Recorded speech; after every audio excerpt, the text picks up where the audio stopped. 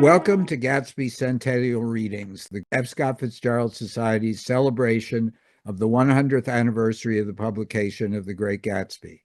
I'm Jackson Breyer, president of the Fitzgerald Society. Chapter 2 of The Great Gatsby will be read by Jane Smiley. Jane Smiley is the author of 17 novels, 2 collections of short stories, 5 books of nonfiction, 8 young adult novels, and a children's book. Her most recent book is her 2024 novel, Lucky. She has won 3 O. Henry Awards for her short fiction. In 1981, she received the Friends of American Writers Prize for her novel At Paradise Gate. In 1992, she received the Pulitzer Prize for Fiction, the National Book Critics Circle Award, and the Heartland Award for her novel A Thousand Acres.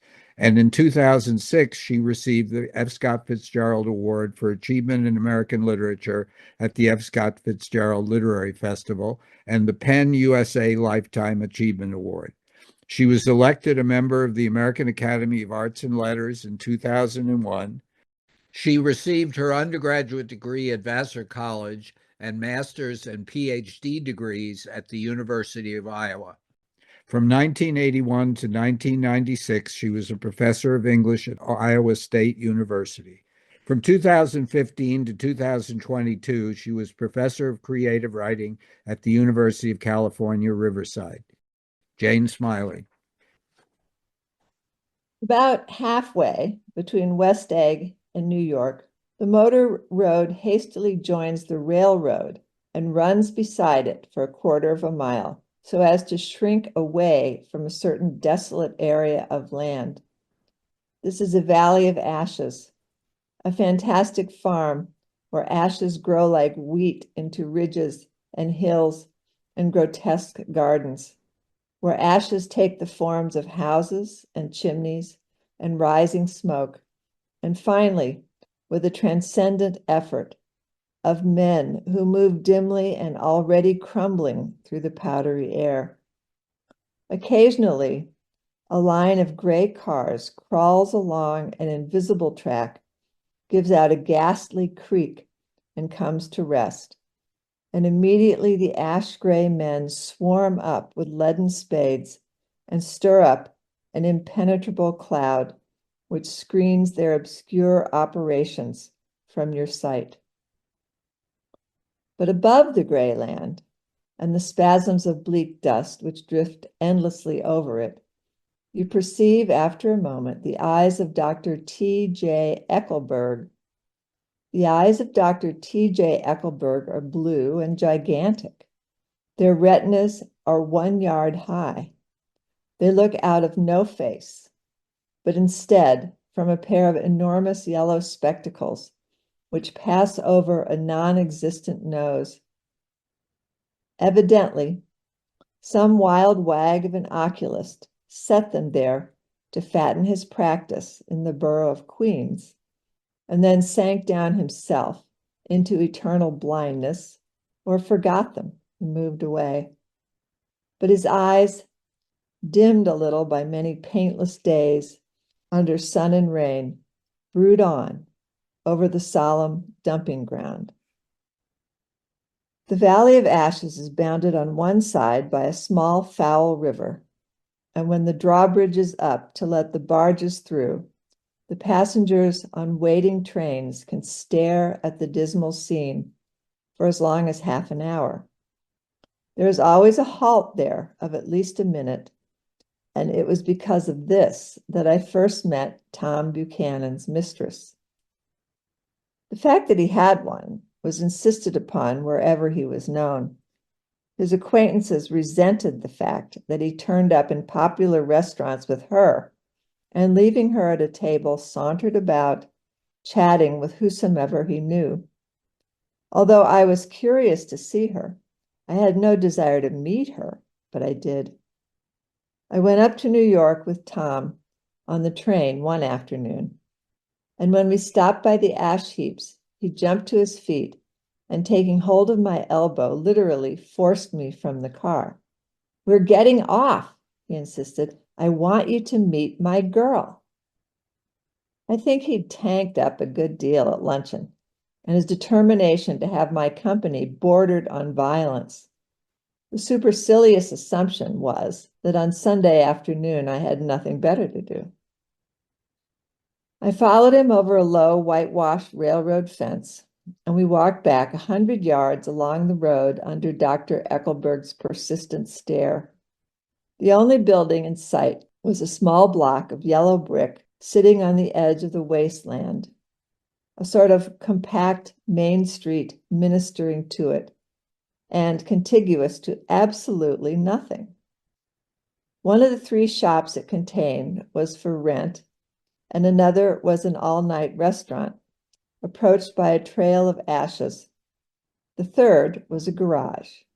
Repairs. George B. Wilson, cars bought and sold. And I followed Tom inside. The interior was unprosperous and bare. The only car visible was the dust-covered wreck of a Ford, which crouched in a dim corner.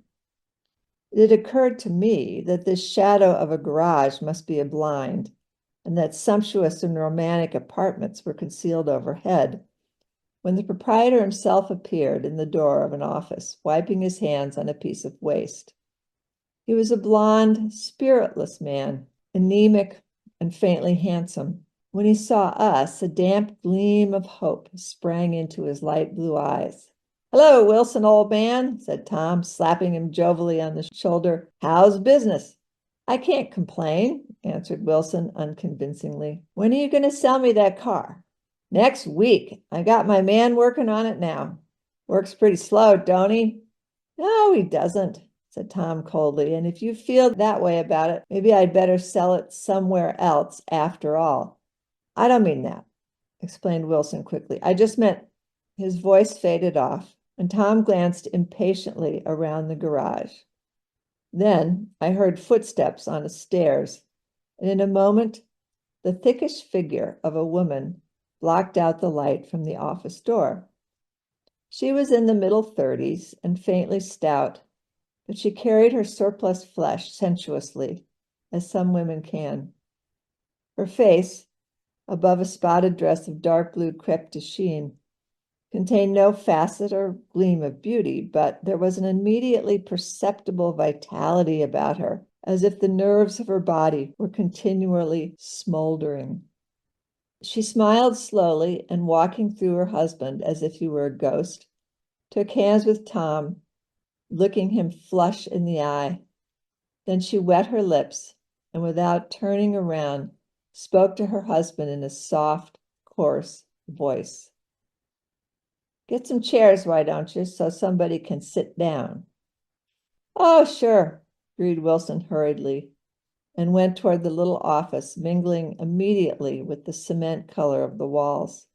A white ashen dust veiled his dark suit and his pale hair, as it veiled everything in the vicinity except his wife, who moved close to Tom. "I want to see you," said Tom intently. "Get on the next train." "All right. I'll meet you by the newsstand on the lower level." She nodded and moved away from him just as George Wilson emerged with 2 chairs from his office door. We waited for her down the road and out of sight. It was a few days before the 4th of July, and a gray, scrawny Italian child was setting torpedoes in a row along the railroad track. "Terrible place, isn't it?" said Tom, exchanging a frown with Dr. Eckelberg. "Awful. Does her good to get away." "Doesn't her husband object?" "Wilson? He thinks she goes to see her sister in New York. He's so dumb he doesn't know he's alive." So Tom Buchanan and his girl and I went up together to New York, or not quite together, for Mrs. Wilson sat discreetly in another car.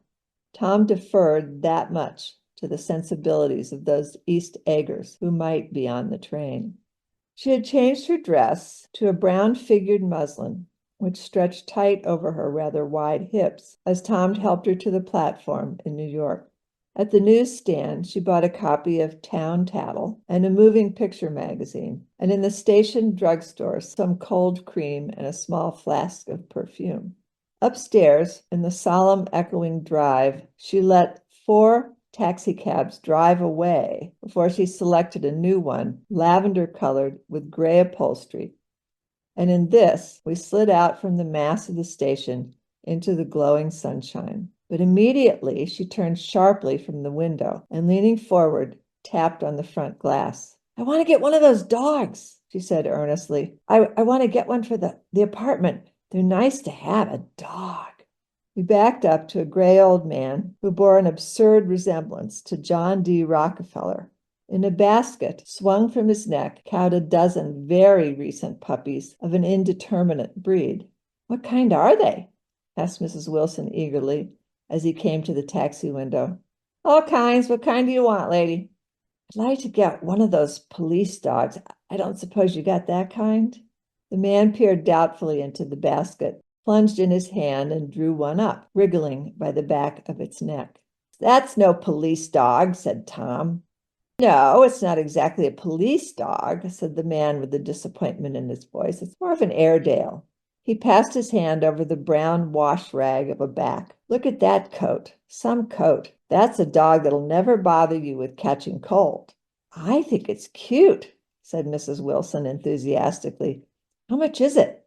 "That dog?" He looked at it admiringly. "That dog will cost you $10. The Airedale," undoubtedly there was an Airedale concerned in it somewhere, though its feet were startlingly white, changed hands and settled down into Mrs. Wilson's lap, where she fondled the weatherproof coat with rapture. "Is it a boy or a girl?" she asked delicately. That dog's a boy." "It's a bitch," said Tom decisively. "Here's your money. Go and buy 10 more dogs with it." We drove over to Fifth Avenue, so warm and soft, almost pastoral, on the summer Sunday afternoon that I wouldn't have been surprised to see a great flock of white sheep turn the corner. "Hold on," I said. "I have to leave you here." "No, you don't," interposed Tom quickly. "Myrtle'll be hurt if you don't come up to the apartment, won't you, Myrtle?" "Come on," she urged. "I'll telephone my sister Catherine. She's said to be very beautiful by people who ought to know." I'd like to, but..." We went on, cutting back again over the park toward the West Hundreds. At 158th Street, the cab stopped at one slice in a long white cake of apartment houses. Throwing a regal homecoming glance around the neighborhood, Mrs. Wilson gathered up her dog and her other purchases and went haughtily in. "I'm going to have the McKees come up," she announced as we rose in the elevator. "And of course, I got to call up my sister, too." The apartment was on the top floor. A small living room, small dining room, small bedroom, and a bath. The living room is crowded to the doors with a set of tapestried furniture entirely too large for it, so that to move about was to stumble continually over scenes of ladies swinging in the gardens of Versailles. The only picture was an over-enlarged photograph, apparently a hen sitting on a blurred rock. Looking at it from a distance, however, the hen resolved itself into a bonnet, and the countenance of a stout old lady beamed down into the room. Several copies of Town Tattle lay on the table together with a copy of Simon Called Peter and some of the small scandal magazines of Broadway.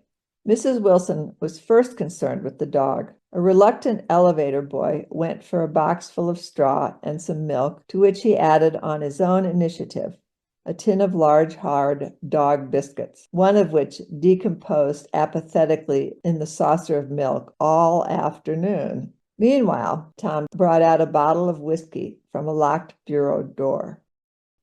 I have been drunk just twice in my life, and the second time was that afternoon. So everything that happened has a dim, hazy cast over it, although until after 8 o'clock the apartment was full of cheerful sun. Sitting on Tom's lap, Mrs. Wilson called up several people on the telephone. Then there were no cigarettes, and I went out to buy some at the drugstore on the corner.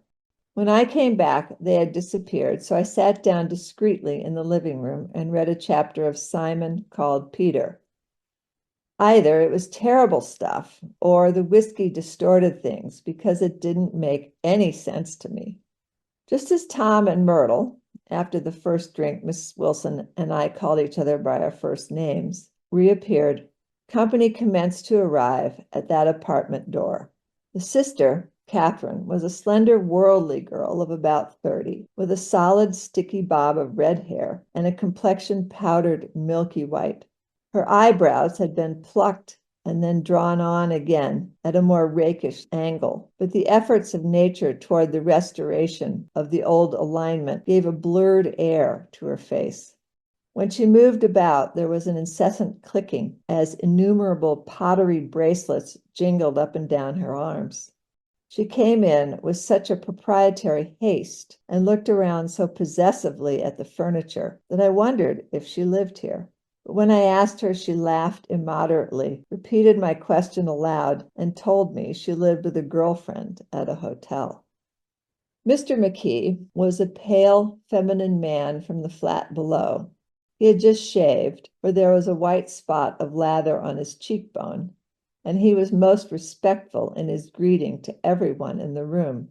He informed me that he was in the artistic game, and I gathered later that he was a photographer and had made the dim enlargement of Mrs. Wilson's mother, which hovered like an ectoplasm on the wall.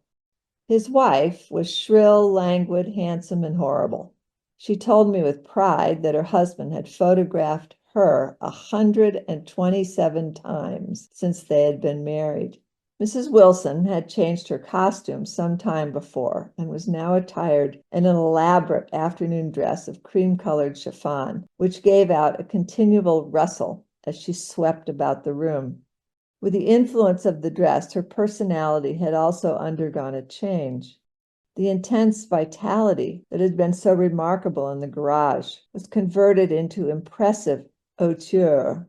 Her laughter, her gestures, her assertions became more violently affected moment by moment, and as she expanded, the room grew smaller around her until she seemed to be revolving on a noisy, creaking pivot through the smoky air.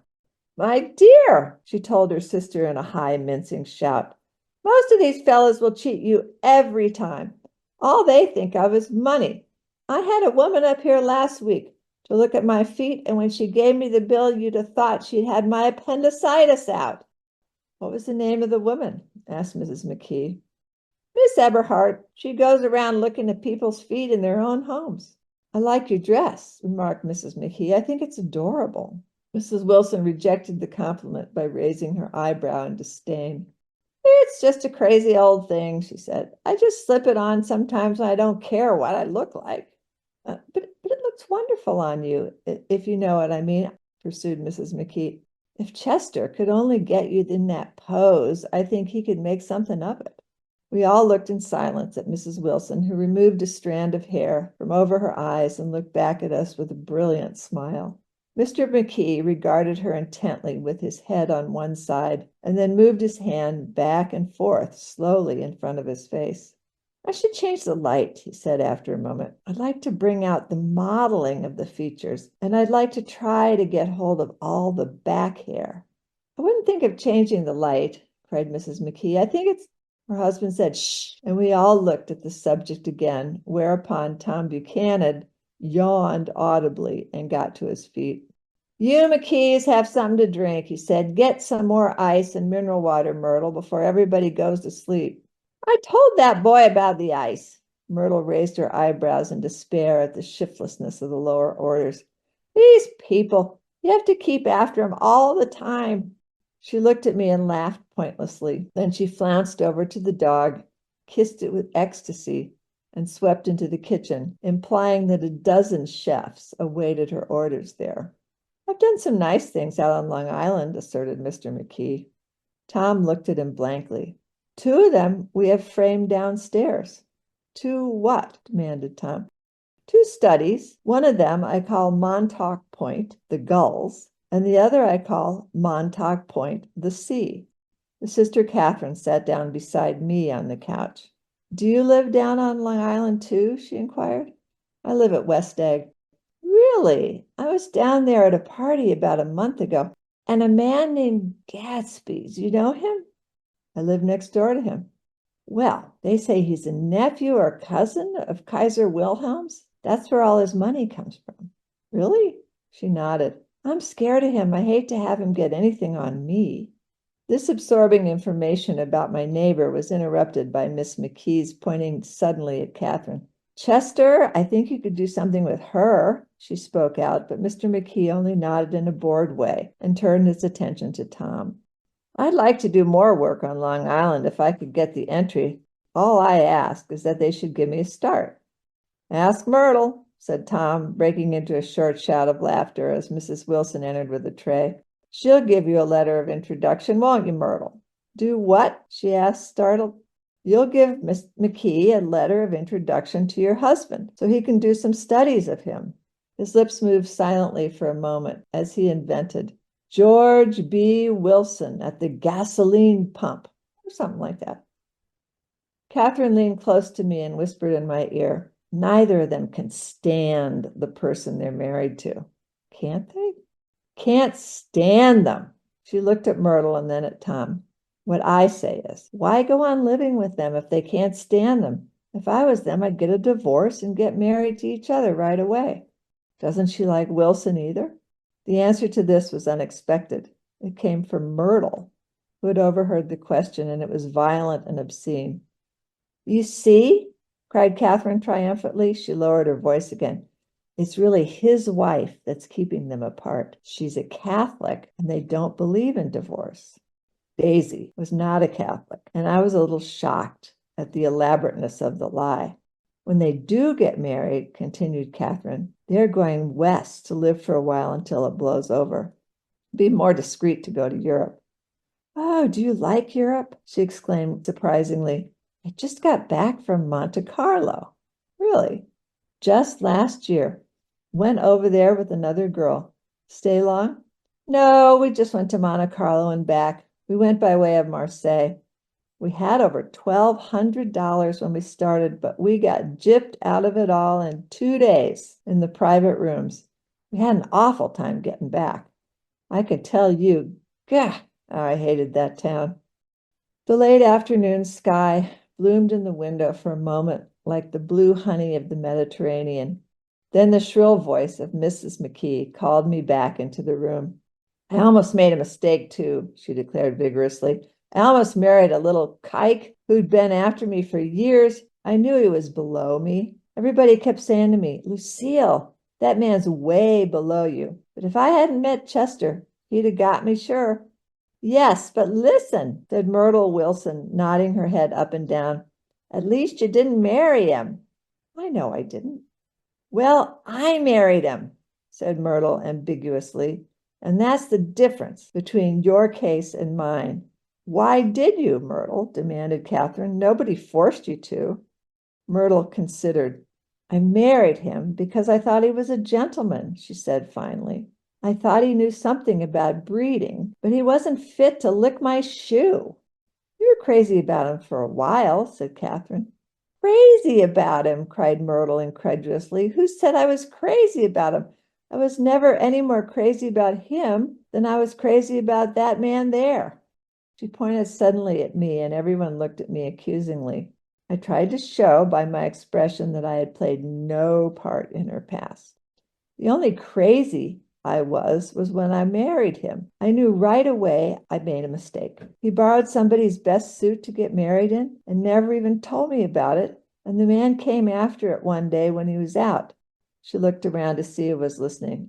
Oh, is that your suit? I said. This is the first I've ever heard about it. But I gave it to him. And then I laid down and cried to beat the band all afternoon. She really ought to get away from him, resumed Catherine to me. They've been living over that garage for 11 years, and Tom's the first sweetie she ever had. The bottle of whiskey, a second one, was now in constant demand by all present, excepting Catherine, who felt just as good on nothing at all. Tom rang for the janitor and sent him for some celebrated sandwiches, which were a complete supper in themselves. I wanted to get out and walk eastward toward the park through the soft twilight, but each time I tried to go, I became entangled in some wild, strident argument which pulled me back, as if with ropes, into my chair. Yet, high over the city, our line of yellow windows must have contributed their share of human secrecy to the casual watcher in the darkening streets. And I was him, too, looking up and wondering. I was within and without, simultaneously enchanted and repelled by the inexhaustible variety of life. Myrtle pulled her chair close to mine, and suddenly her warm breath poured over me the story of her first meeting with Tom. It was on the two little seats facing each other that are always the last ones left on the train. I was going up to New York to see my sister and spend the night. He had on a dress suit and patent leather shoes, and I couldn't keep my eyes off him. But every time he looked at me, I had to pretend to be looking at the advertisement over his head. When we came into the station, he was next to me, and his white shirt front pressed against my arm. And so I told him I'd have to call a policeman. He knew I lied. I was so excited that when I got into a taxi with him, I didn't hardly know I wasn't getting into a subway train. I kept thinking about over and over was, you can't live forever. You can't live forever. She turned to Mrs. McKee, and the room rang full of her artificial laughter. My dear, she cried, I'm going to give you this dress as soon as I'm through with it. I've got to get another one tomorrow. I'm going to make a list of all the things I've got to get. A massage and a wave and a collar for the dog and one of those cute little ashtrays where you touch a spring and a wreath with a black silk bow for a mother's grave that'll last all summer. I got to write down a list so I won't forget all the things I got to do. It was 9 o'clock. Almost immediately afterward, I looked at my watch and found it was 10. Mr. McKee was asleep on a chair with his fists clenched in his lap, like a photograph of a man in action. Taking out my handkerchief, I wiped from his cheek the remains of the spot of dried lather that had worried me all the afternoon. A little dog was sitting on the table, looking with blind eyes through the smoke, and from time to time groaning faintly. People disappeared, reappeared, made plans to go somewhere, and then lost each other, searched for each other, found each other a few feet away. Sometime toward midnight, Tom Buchanan and Mrs. Wilson stood face to face, discussing in impassioned voices whether Mrs. Wilson had any right to mention Daisy's name. Daisy, Daisy, Daisy, shouted Mrs. Wilson. I'll say it whenever I want to. Daisy, Making a short, deft movement, Tom Buchanan broke her nose with his open hand. Then there were bloody towels upon the bathroom floor and women's voices scolding, and high over the confusion, a long broken wail of pain. Mr. McKee awoke from his doze and started in a daze toward the door. When he had gone halfway, he turned around and stared at the scene. His wife and Catherine scolding and consoling as they stumbled here and there among the crowded furniture with articles of aid, and the despairing figure on the couch, bleeding fluently and trying to spread a copy of Town Tattle over the tapestry scenes of Versailles. When Mr. McKee turned and continued out the door, taking my hat from the chandelier, I followed. Come to lunch someday, he suggested as we groaned down in the elevator. Where? Anywhere. Keep your hands off the lever, snapped the elevator boy. I beg your pardon, said Mr. Key with dignity. I didn't know I was touching it. All right, I agreed. I'll be glad to. I was standing beside his bed, and he was sitting up between the sheets, clad in his underwear, with a great portfolio in his hands. Beauty and the Beast, Loneliness, Old Grocery Horse, Brook and Bridge. Then I was lying half asleep in the cold lower level of the Pennsylvania station, staring at the Morning Tribune and waiting for the 4 o'clock train. Thank you, Jane Smiley. Tune in next Thursday at noon when Ann Beattie will read Chapter 3 of The Great Gatsby.